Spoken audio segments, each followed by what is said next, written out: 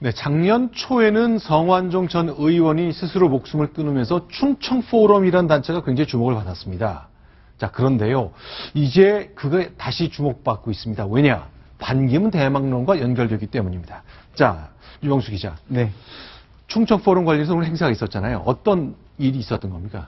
네, 오늘 오후 3시에 그 인천에서인데요. 인천에서 그 충청포럼의 제2대 회장, 그러니까 두 번째 회장의 취임식을 겸한 총회가 열렸습니다. 보시는 대로 2대 회장으로 취임한 사람은 친박 핵심으로 불리는 윤상현 새누리당 의원입니다. 네. 대통령 정무특보를 지내기도 했는데요. 네. 이 충청포럼은 고 성완종 전 의원이 2000년도에 만든 그 포럼입니다. 네. 충청도 출신의 그 정관계 인사들을 중심으로 모인 부분인데요.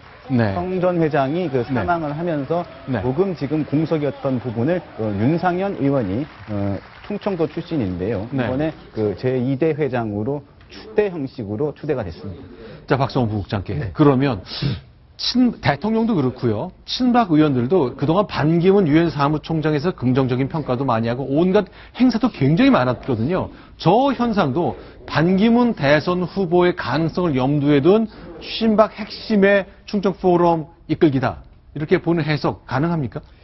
가능하죠. 우선 박 대통령의 영향력이 막강한 TK부터 네. 이른바 진박으로 물갈이를 한다. 네. 이런 그 기체 아래 지금 사실상 그 대통령과 통하는 사람들을 내려보내서 네. 지금 후보로 진출시키는 작업을 일단 그 기본 레일을 깔아놓은 상태고요. 네. 이러한 바로 TK를 기반으로 해서 그러니까 당권은 TK에서 그리고 그 대권은 반기문을 내세워서 네. 우리가 하면 TK와 충청 이렇게 결합하면 다음 다시 정권 재창출할 수 있다. 네. 그러니까 아주 단순하게 생각하면 이 논리로 지금 충청권에도 진박 네. 말하자면 확인 인증식을 지금 최경환 차기 유력 대표로 거론되는 이런 최경환 바로 실세가 네. 지금 다니면서 그 사람들을 모아서 진박 충청판 네. 진박들을 줄 세우고 있다. 이런 생각을 지금 당 내에서도 사실 비판을 하고 예의주시하고 있는 상황입니다. 예, 말씀하신 내용이 27일 날 있었던 그 네. 식사 자리입니다. 그 충남 네. 당진에서 있었던 식사 자리인데 이 그 최경환 전 그 부총리가 그 여성 프로 농구 그 협회 네. 그 명예 총재입니다. 근데 마침 당진에서 행사가 올스타 행사가 있어서 마침 들른 김에 친박 그 충남의 그 친박 핵심이죠. 김태흠 네. 의원의 주선으로 네. 예비 후보 한 5, 6명과 네. 점심 식사를 한 것입니다. 네. 여기에 관심이 끄는 사람이 성완종 전 회장의 동생인 네. 성일종 씨인데요. 네. 서산 태안에 출마를 하는 예비 후보입니다. 네.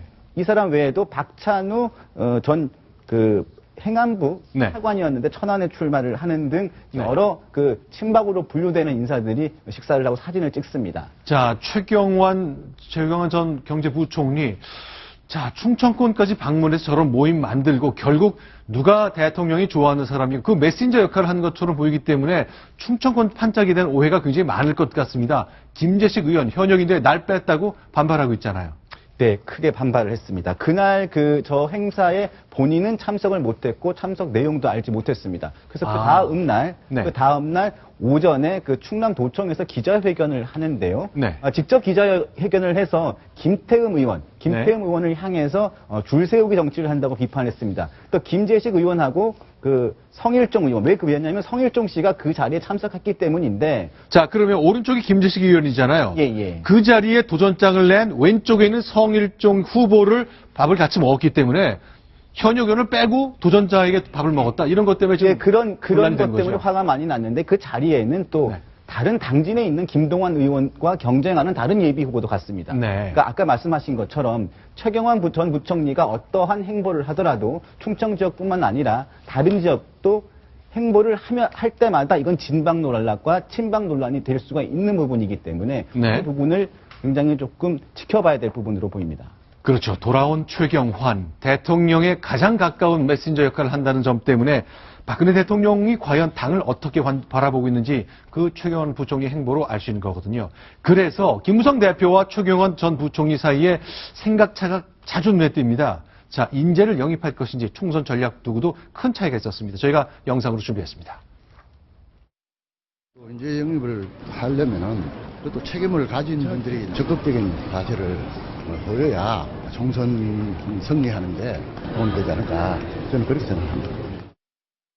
이미 신인들의 등용 시스템이 잘 갖춰져 있고 자체에서 개발된 인재들이 많습니다. 그러니까 야당의 꽃꽂이로 꺾어오는 그러한 인재 등용은 옳지 못한 일이라 생각하고 구체적인 인사에 대한 추천 없이 그냥 그 시스템만 가지고 이야기하는 것은 아무 부질없는 일이라고 생각합니다.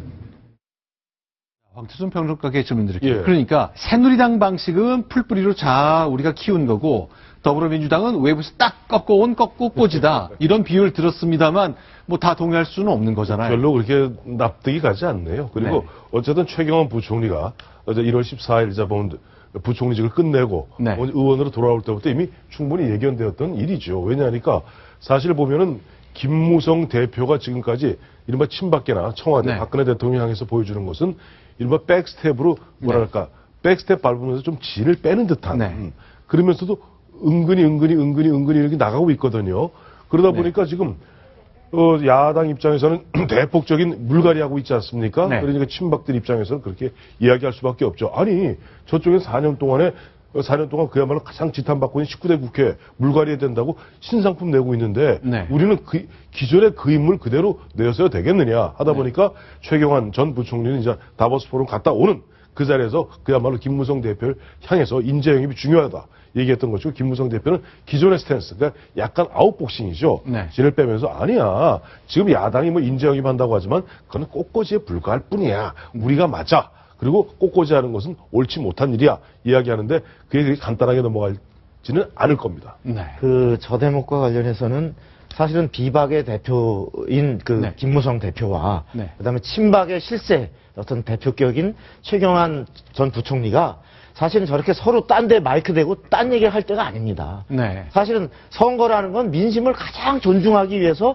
최선의 인물을 내세우는 그것이 안에서 김무성 대표가 얘기한 안에서 성장한 인물일 수도 있고 네. 더 나아가서 밖에서 좋은 인물들 얼마 전에 그 더불어민주당이 좋은 반응을 일으켰던 그런 각계에서 성장한 정말 스토리가 있는 분들을 모셔서 최대한 국민 앞에 미래 희망을 보여주는 그것이 선거인데 지금 각자가 마이크 대고 다른 얘기를 하고 있어요. 그렇다면 실제 빨리 조속한 시일 내에 허심탄회한 대화를 갖고서 어떻게 하면 밖에 있는 인물들을 어떤 형식으로 모셔서 예를 들어 비례대표 아니면 험지 이런 그때 내세울 것인가 또 안에 있는 인물들은 어떻게 하면 상향식 공천의 취지를 살리면서도 그분들에게 최대한 국민에게 어필할 수 있는 기회를 줄 것인가에 대해서 빨리 정리를 해야지 저렇게 서로 다른 얘기를 할 때는 아닌 것 같습니다. 지금 지적하신 것처럼 당 내에서 계판 다르지만 같이 만나 이 문제를 논의하지 못한다는 구조.